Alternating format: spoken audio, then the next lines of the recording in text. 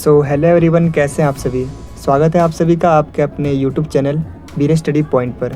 तो आज की इस वीडियो में हम बात करेंगे सरकार की संरचना यानी स्ट्रक्चर ऑफ गवर्नमेंट के बारे में, जिसमें हम बात करेंगे सेंट्रल गवर्नमेंट के स्ट्रक्चर के बारे में, स्टेट गवर्नमेंट के स्ट्रक्चर के बारे में और यूनियन टेरेटरीज़ के स्ट्रक्चर के बारे में, जिनकी जानकारी आपको होनी चाहिए।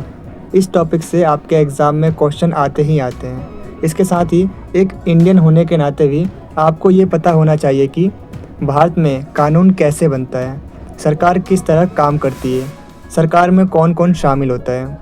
और वीडियो के लास्ट में हम कुछ प्रीवियस ईयर्स के क्वेश्चंस को भी डिस्कस करेंगे। तो चलिए स्टार्ट करते हैं आज की इस वीडियो को। आप देख रहे हैं मेरा चैनल वीरे स्टडी पॉइंट, और अगर अभी तक आपने मेरे चैनल को सब्सक्राइब नहीं किया है तो सब्सक्राइब करके बेल आइकन को जरूर प्रेस करना, ताकि मेरे चैनल पे आने वाली सभी वीडियो का नोटिफिकेशन सबसे पहले आप तक पहुँचे। तो चलिए अब वीडियो में आगे बढ़ते हैं। तो आज की इस वीडियो को हम 3 पार्ट्स में डिवाइड करके समझेंगे, जिसमें सबसे पहले हम समझेंगे सेंट्रल गवर्नमेंट के स्ट्रक्चर के बारे में, फिर हम समझेंगे स्टेट गवर्नमेंट के स्ट्रक्चर के बारे में, और लास्ट में हम समझेंगे यूनियन टेरेटरीज़ के स्ट्रक्चर के बारे में। तो आइए सबसे पहले हम बात करते हैं सेंट्रल गवर्नमेंट के स्ट्रक्चर के बारे में। तो सेंट्रल लेवल पर पावर्स एंड फंक्शंस को 3 ऑर्गन्स में डिवाइड किया गया है। पहली है लेजिस्लेचर यानी विधायिका, जिसका काम है कानून बनाना यानी टू मेक लॉ। दूसरी है एग्जीक्यूटिव यानी कार्यपालिका, जिसका काम है कानून को लागू करना यानी टू इम्प्लीमेंट द लॉ। और तीसरी है जुडिशरी यानी न्यायपालिका, जिसका काम है न्याय यानी जस्टिस करना।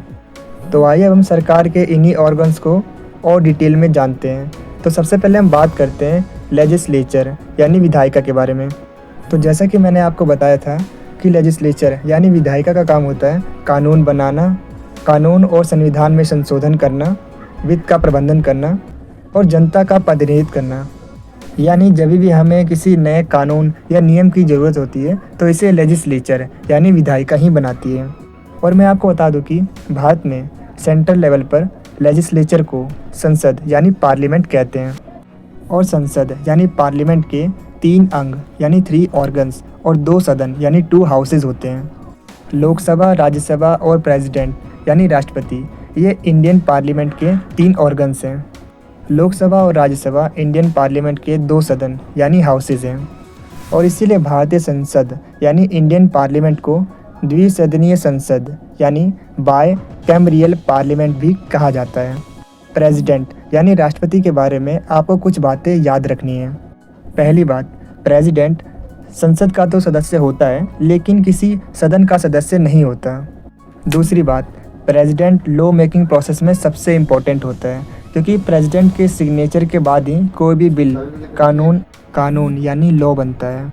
तीसरी बात, prime minister, governor, cabinet ministers, attorney general, supreme court and high court के जजेस, इलेक्शन कमीशन ऑफ इंडिया के ऑफिसर्स एंड यूपीएससी के अध्यक्ष और बाकी मेंबर्स को भी प्रेसिडेंट ही नियुक्त यानी अपॉइंट करता है। इसके अलावा आपको ये भी याद रखना होगा कि संसद के सदस्यों को एमपीज़ यानी मेंबर्स ऑफ पार्लियामेंट यानी सांसद कहते हैं। प्रेसिडेंट के बारे में जानने के बाद अब हम बात करते हैं कि लोकसभा और राज्यसभा में क्या अंतर है। तो मैं आपको बता दूं कि करेंटली लोकसभा में 543 मेंबर्स हैं, लेकिन संविधान में कहा गया है कि लोकसभा में मैक्सिमम 550 मेंबर हो सकते हैं। वहीं अगर हम राज्यसभा की बात करें तो राज्यसभा में करेंटली 243 मेंबर्स हैं, लेकिन संविधान में कहा गया है कि राज्यसभा में मैक्सिमम 250 मेंबर हो सकते हैं। लोकसभा को लोअर हाउस यानी निम्न सदन कहा जाता है, और राज्यसभा को अपर हाउस यानी उच्च सदन कहा जाता है। और इसके अलावा लोकसभा के बारे में हमारे संविधान में अनुच्छेद 80 में बताया गया है, वहीं राज्यसभा के बारे में हमारे संविधान में अनुच्छेद 81 में बताया गया है।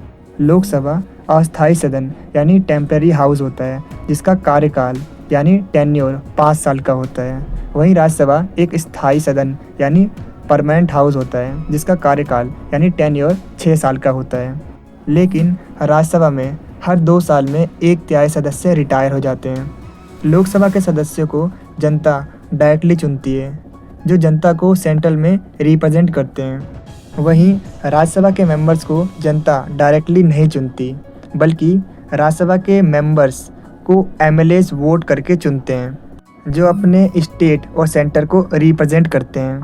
और क्योंकि लोकसभा लोगों को रिप्रेजेंट करती है, इसीलिए लोकसभा को लोगों की सभा यानी पीपल्स हाउस कहा जाता है।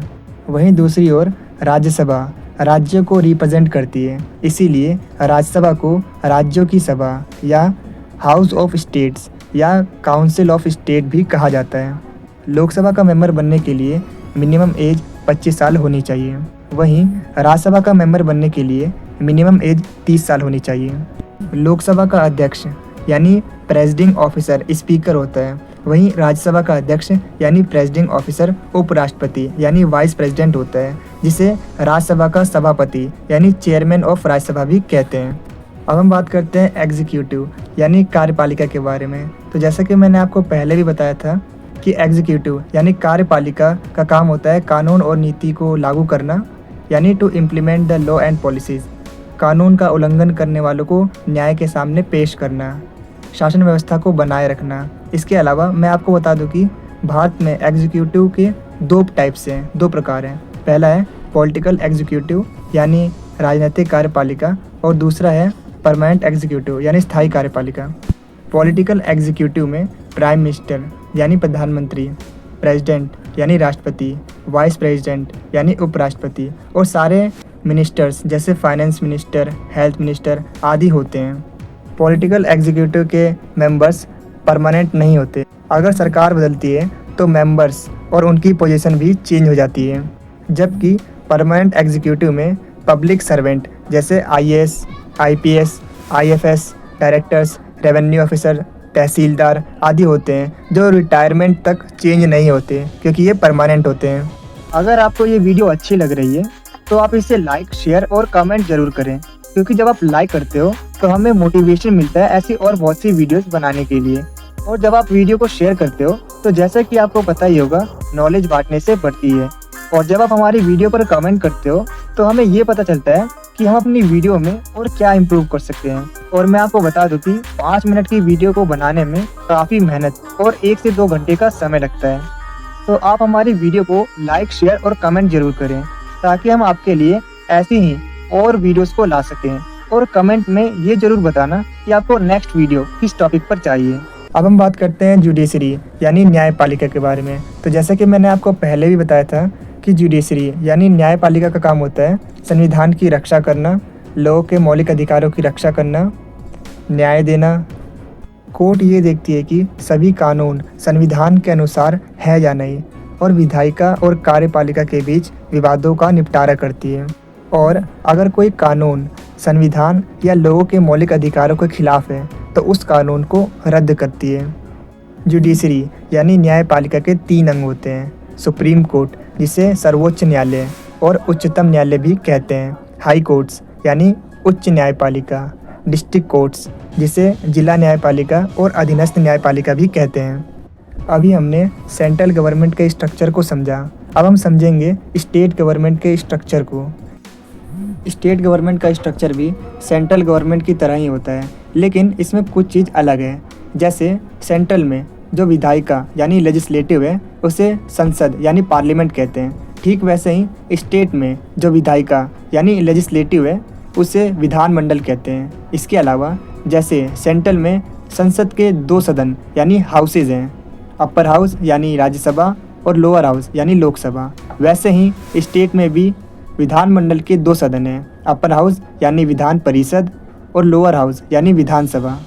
और मैं आपको बता दूं कि विधान परिषद हर एक राज्य में नहीं है, विधान परिषद सिर्फ 6 राज्यों में ही है। पहला आंध्र प्रदेश, दूसरा कर्नाटक, तीसरा तेलंगाना, चौथा महाराष्ट्र, 5वां बिहार और छठा उत्तर प्रदेश। आप इन्हें एक ट्रिक के जरिए याद कर सकते हैं। ट्रिक है आम यूपी में बिकते हैं। आ से आंध्र प्रदेश, म से महाराष्ट्र, यूपी से यूपी यानी उत्तर प्रदेश, बी से बिहार, क से कर्नाटक, ते से तेलंगाना। तो आप इस तरह से इन्हें याद कर सकते हैं। अगर हम कार्य और शक्तियों की बात करें तो विधानसभा के कार्य और शक्तियाँ लोकसभा की तरह होती है और विधान परिषद के कार्य और शक्तियाँ राज्यसभा की तरह होती है। इसके अलावा जैसे सेंट्रल में संसद के सदस्यों को MP यानी मेंबर ऑफ पार्लियामेंट कहते हैं, वैसे ही स्टेट में विधानसभा के मेंबर्स को MLAs यानी member of the legislative assembly कहते हैं। और विधान परिषद के मेंबर्स को MLC यानी मेंबर्स ऑफ लेजिस्लेटिव काउंसिल कहते हैं। इसके अलावा जैसे सेंट्रल में लोकसभा के मेंबर्स को जनता डायरेक्टली वोट देकर चुनती है, वैसे ही स्टेट में भी विधानसभा के मेंबर्स को जनता डायरेक्टली वोट देकर चुनती है। इसी तरह जैसे सेंट्रल में राज्यसभा के मेंबर्स को जनता डायरेक्टली नहीं चुनती बल्कि उन्हें MLAs चुनते हैं, ठीक वैसे ही स्टेट में भी विधान परिषद के मेंबर्स को जनता डायरेक्टली नहीं चुनती बल्कि उन्हें MLAs और लोकल बॉडीज़ यानी स्थानीय निकाय चुनते हैं। इसके अलावा जैसे केंद्र की राजनीतिक कार्यपालिका में प्रधानमंत्री, राष्ट्रपति, उपराष्ट्रपति, मंत्री परिषद होते हैं, ठीक वैसे ही राज्य की राजनीतिक कार्यपालिका में मुख्यमंत्री, राज्यपाल और मंत्री परिषद होते हैं। अब बात करते हैं यूनियन टेरिटरीज़ के स्ट्रक्चर के बारे में। जैसे स्टेट में स्टेट की खुद की सेपरेट गवर्नमेंट होती है, लेकिन यूनियन टेरिटरीज़ की खुद की गवर्नमेंट नहीं होती। यूनियन टेरिटरीज़ को डायरेक्टली सेंट्रल गवर्नमेंट कंट्रोल करती है।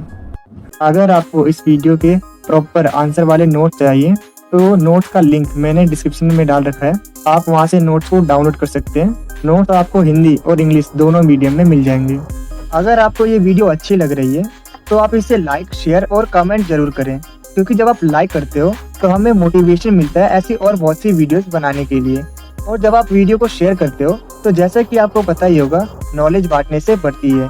और जब आप हमारी वीडियो पर कमेंट करते हो तो हमें ये पता चलता है कि हम अपनी वीडियो में और क्या इम्प्रूव कर सकते हैं। और मैं आपको बता दूं कि 5 मिनट की वीडियो को बनाने में काफ़ी मेहनत और 1 से 2 घंटे का समय लगता है। तो आप हमारी वीडियो को लाइक, शेयर और कमेंट जरूर करें, ताकि हम आपके लिए ऐसी ही और वीडियोस को ला सकें। और कमेंट में ये जरूर बताना कि आपको नेक्स्ट वीडियो किस टॉपिक पर चाहिए। तो चलिए अब हम इस टॉपिक से रिलेटेड कुछ प्रीवियस ईयर क्वेश्चंस को डिस्कस करते हैं। पहला क्वेश्चन है, कार्यपालिका के 2 प्रकार कौन कौन से होते हैं। दूसरा क्वेश्चन है, लोकसभा का कार्यकाल कितने वर्षों का होता है। तीसरा क्वेश्चन है, लोकसभा और राज्यसभा सदस्य बनने के लिए न्यूनतम आयु क्या है। चौथा क्वेश्चन है, लोकसभा की चर्चा भारतीय संविधान के किस अनुच्छेद में की गई है। पांचवा क्वेश्चन है, MP, MLA और MLC की फुल फॉर्म क्या है। इन सभी क्वेश्चंस के आंसर आप मुझे कमेंट में ज़रूर लिख के बताना। तो आज की वीडियो में इतना ही, मिलते हैं आपसे अगली वीडियो में। Thanks for watching this video.